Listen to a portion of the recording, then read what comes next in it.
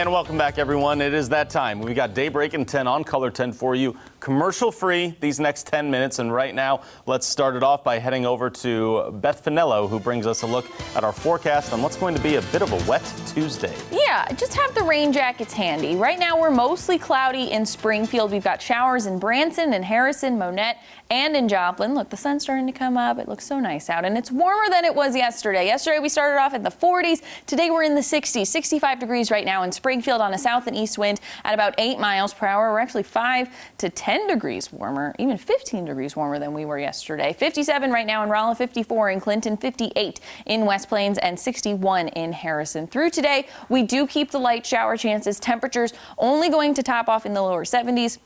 I do expect a lot of us to really get stuck in the 60s. Futurecast will show you some heavier pockets of rain. I don't expect that. I expect light showers, these lighter greens, to continue throughout much of the day today. We keep the scattered shower chances through the evening and into the overnight hours. We start off tomorrow with some light shower chances once again, and then those will slowly start to move out through the afternoon and into the evening. These showers are coming from Tropical Storm Beta, which is still off to our south. That's going to make a sharp turn to the north and to the east. Not going to come through the Ozarks, but it is going to bring us those showers today and tomorrow. Generally looking at less than an inch. A lot of us barely going to pick up a couple of tenths of an inch, especially north of the interstate. All of that's going to move out by Thursday. We'll have clearing skies and warmer conditions. We'll be back up in the upper 70s by Thursday, in the 80s Friday and Saturday, middle 80s by Saturday, but we get to keep the sunshine into next week. Got to let you know we are your local election headquarters, and this morning we have to give you the information you need in order to make it count. Jennifer Abreu is live at the Library Center, where you can register to vote on today, which is National Voter Registration Day. Jen, good morning. Good morning, Joe. Yes, National Voter Registration Day, and the Greene County and Springfield Library, they're making sure that people here in our area make it count this year. Voter Registration Day happening all day here at the Library Center on South Campbell, where I am at. I am joined by Jesse East, who is the manager here at this branch. Jesse, thanks for joining us this morning. You're welcome. I'm glad you guys are here. So if people are wanting to come down today for voter registration, which you said you're expecting a lot of people to come by, what should they expect? What should people bring to get registered to vote? Well, you can come anytime that the library branches are open, all day today, and any day of the year, really, but this is National Voter Registration Day, so we're going to be especially ready for people to show up today.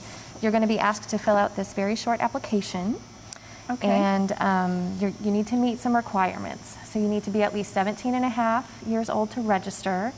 You're going to have to be 18 years old on the voting day. You need to be a U.S. citizen, a Missouri resident. You either have to be pardoned, discharged, or released from any felony conviction. And you can't be convicted of any crime related to voting. You're also going to be asked for a form of ID. So that can be a lot of different things, actually.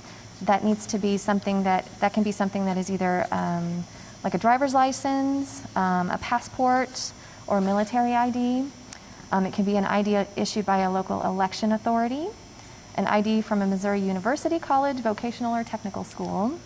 And it can even be something that just has your name and address on it. So like a bank statement, a utility bill, a paycheck, or another document like that. Okay, so just a utility bill would work too, yeah, with your address on it. Yeah. Okay, that's great. And you will have some social distancing guidelines in place. People will be coming into the library for this, right? Right, so at all the branches, you'll need to come inside the building to do the registration. I know that the League of Women Voters are conducting some voter registration drives today around the area. So those are separate events than what you're going at the library. It's all day. And those events, they make drive-up registration possible, which is great because that works best for some people. But when you come to the library, you do need to come into the building.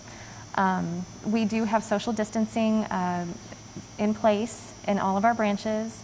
The masking ordinance, of course, is in place, so staff and patrons will be masked.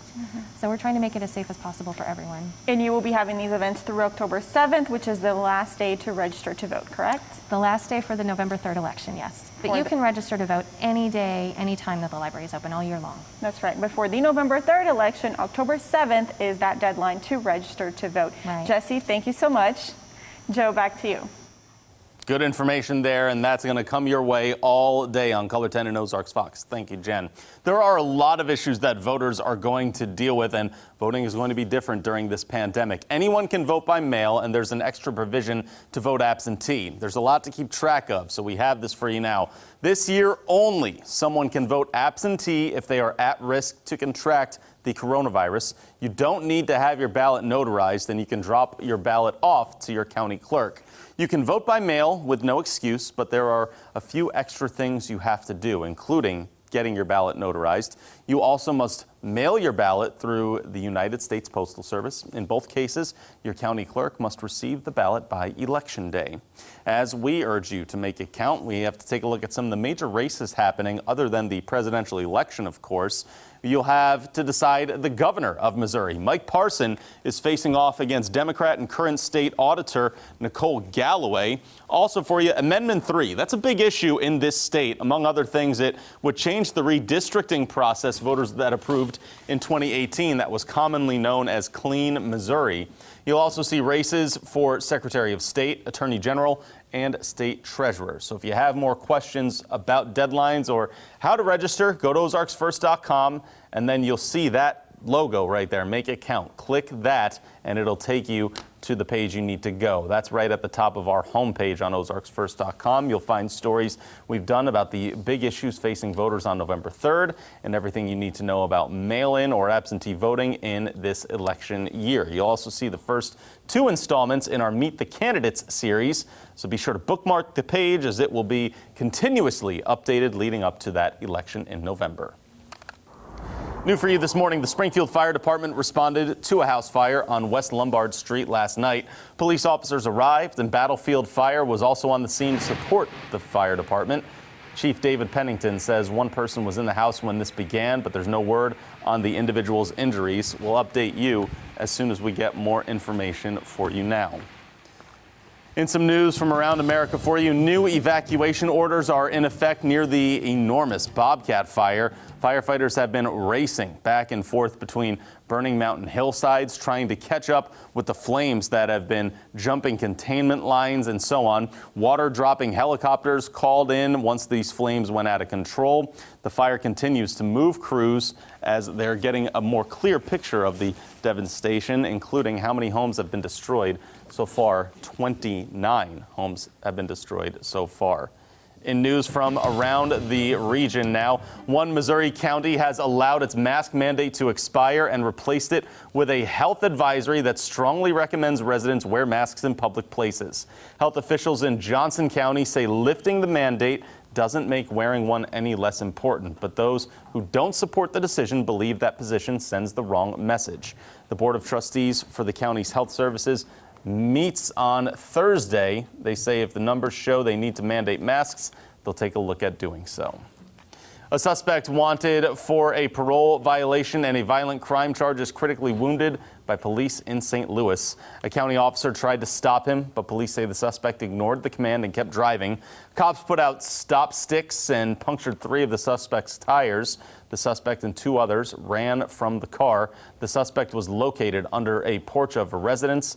Police say he pulled out a gun, so they opened fire. 2 other men are also under arrest.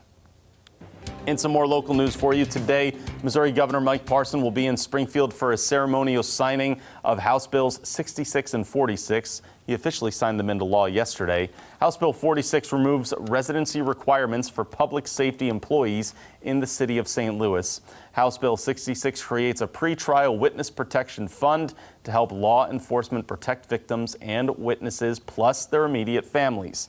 The law is considered a bipartisan effort, but some lawmakers have concerns on how the program will be funded since the General Assembly has not set aside funds to that program yet. Let's take a look now at what's coming up for you on CBS This Morning.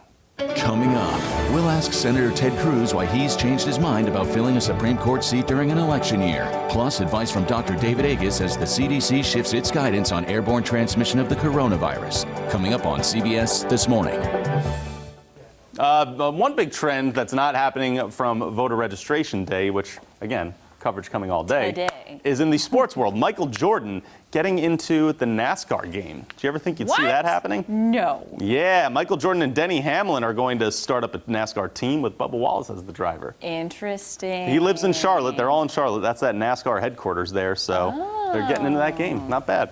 Look, if you want to go out and register today, you got to bring the umbrella, right? Bring your rain jacket, your umbrella, something. We do have those light shower chances today and tomorrow. Look at that, though. Lots of sunshine on the back half of my 7-day, and we're back into the 80s by Friday. All right, everyone. Thanks so much for watching Daybreak.